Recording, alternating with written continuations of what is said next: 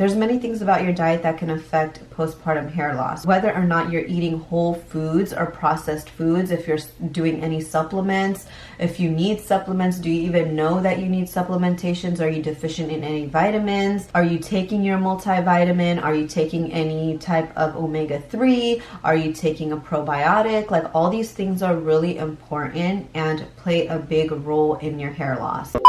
Hey guys, so welcome back to my channel. Today I want to talk to you guys about postpartum hair loss. If you've been pregnant before, had a kid before, you know what I'm talking about. It's not pretty and it's pretty scary. I've been pregnant twice, and with both pregnancies I've experienced hair loss, but it hasn't been as tragic as a lot of people have experienced and what a lot of people have been telling me. I just want to share some of the things that I've been doing with both pregnancies. Around 4 months is when I noticed I had hair loss. It wasn't a significant amount though. It was maybe like a handful, and I'm not saying like it was this much. It was maybe like, I'd say right here. Even though this doesn't look like a lot, it is a lot of hair for me. And for, I know some other people, like this may be, oh, I wish I had this much hair loss because my hair loss is like I'm balding.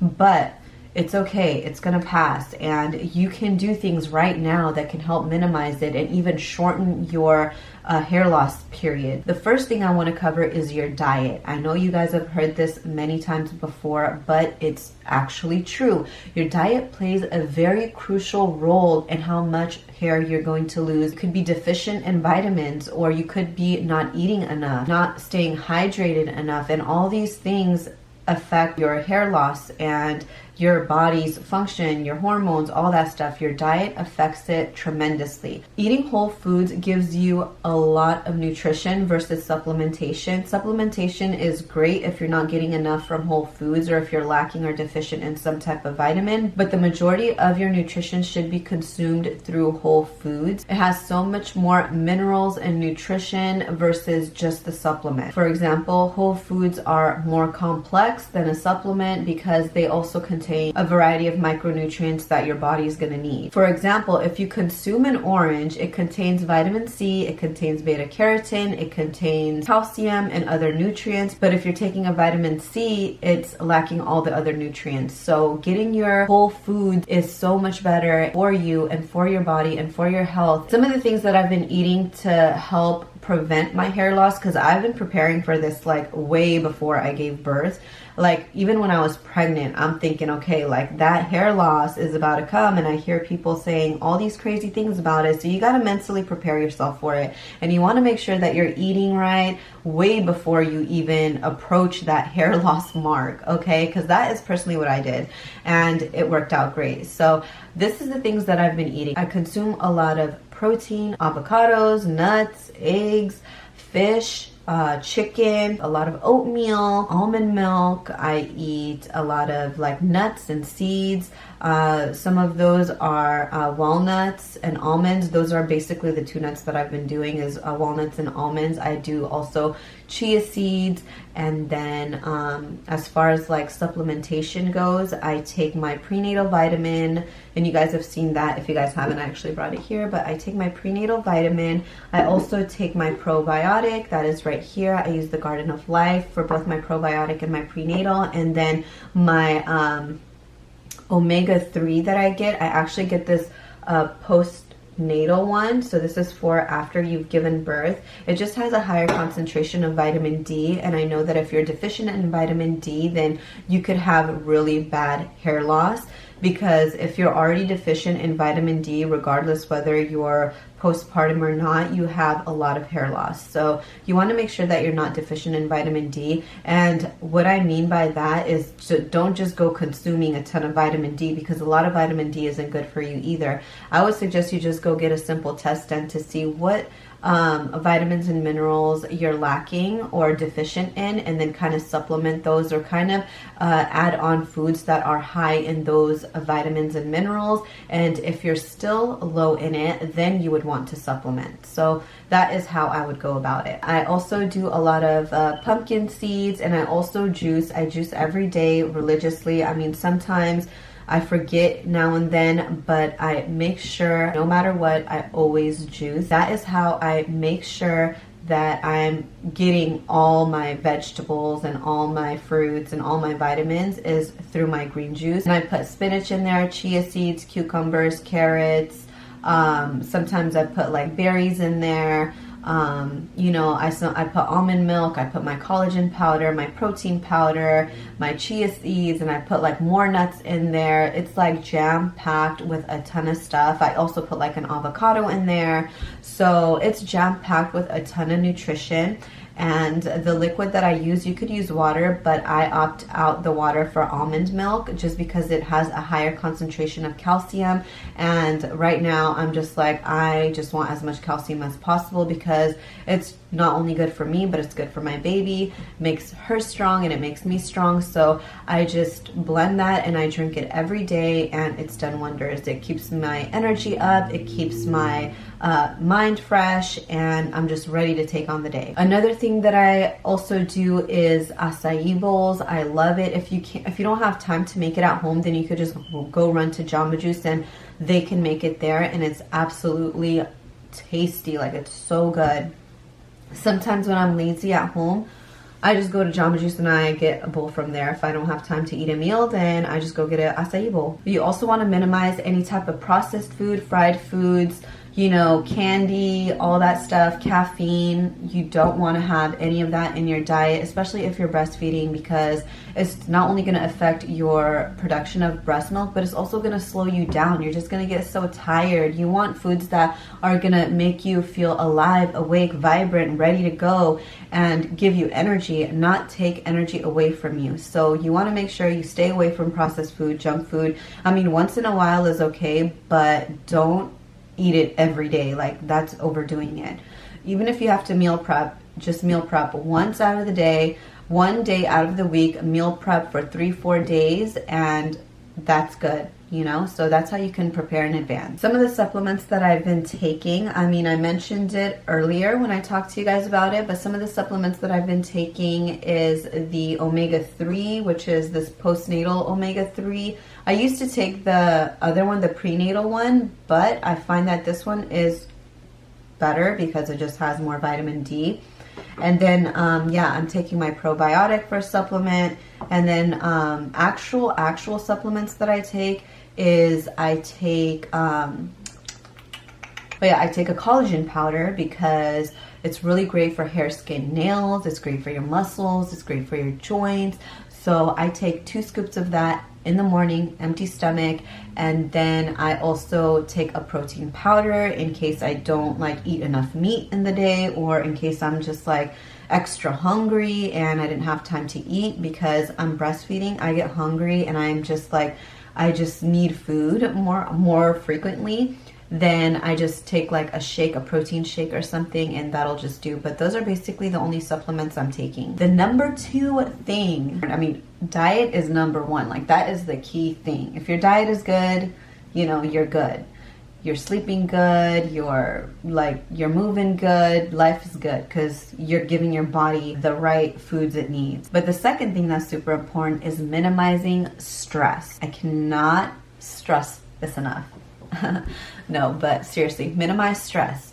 And it's more easily said than done, but if you guys have a hard time to de-stress, one of the tips that I can give you is go in a dark room, close the door, and do deep breathing exercises. And I'm telling you, it's going to change your state of mind. It's going to change your train of thought. It's going to change your physiology, and you're just going to be so much more calmer. And do this every day for just 5 minutes. You don't have to do it for 10, 15 minutes, meditation, blah, blah, blah. You don't have to do that. Even if it's just for a minute, just take a second, take a deep breath in, take a deep breath out. And you could just feel your body like, you know, calm, relax, de-stress, let go. It's okay. Just take a breather. It's not that serious, you know? Just let it go. Let it be. Stress creates cortisol. Cortisol is not good for your body. It stores fat. It like transforms into fat. It transforms into like, you know, like hair loss. it transforms into like fatigue, tiredness, like it just, and then it becomes like a snowball effect. It just is not good for you. If you have a hard time to de-stress, then take that tip. Just close your eyes, take a deep breath. Or another thing you can do is while you're breathing, just put your hands up and put it down. Like, let your body go with it too, because sometimes if we're sitting and we're doing it, it may not be enough. So make your body move along with your inhale, arms up, and then exhale, arms down. Or you can do a stretch, like stretching may even help you. If you're more of a physical person, then you might want to stretch. So these are some of the things that can actually help you de-stress. And I know that having a baby is, you know, a lot of work, and it's a lot on your plate. It takes a lot of time away from you. You don't have much time for yourself. You don't even have time to brush your teeth in the morning. How are you even going to have time to breathe, right? Well, just make time, because you are important. You not stressing is going to create a much better atmosphere for your baby, for, you know, your relationships, and for yourself. You want to feel good in the body that you're in. So de-stress. You won't have a lot of hair loss if you're not stressed out that much, I promise. The third important key tip that I'm going to give you guys for hair loss is less is more, okay? Less is more, guys. You don't need to color your hair. You don't need to chop your hair. You don't need to style your hair. You don't need to put all these products in your hair that say it's going to, like, you know, prevent hair loss. No. Don't put anything on your scalp. Don't do any treatments. Don't do any nothing. Just let your hair be. Let it be. If you want to do a treatment, then yeah, you can go for an all-natural, like coconut oil scalp treatment, or you can do like an aloe vera scalp treatment, or a, you know, egg white scalp treatment, because I know that these are the things that are really great for your scalp. It helps stimulate your scalp. It helps soothe and calm your scalp. It doesn't create any type of harsh environment where, like, some of the shampoos that we may use can strip the natural oils of our scalp and create a very harsh environment for our hair follicles to grow. So you want to make sure that the shampoos, conditioners, hair masks, and products you're using on your scalp is gentle. It's not harsh. It's, you know, a very good environment that you're creating for your hair to grow in.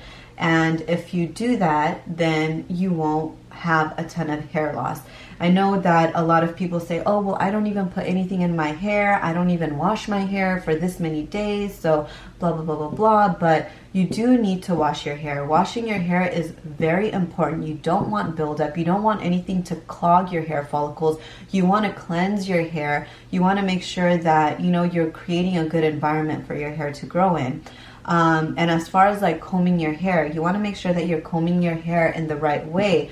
And usually when we have postpartum hair loss, our hair gets very dull and it breaks very easily. So you want to make sure that you're conditioning your hair, you're providing the right nutrients for your hair to have that strength. So when you are combing your hair, it doesn't break.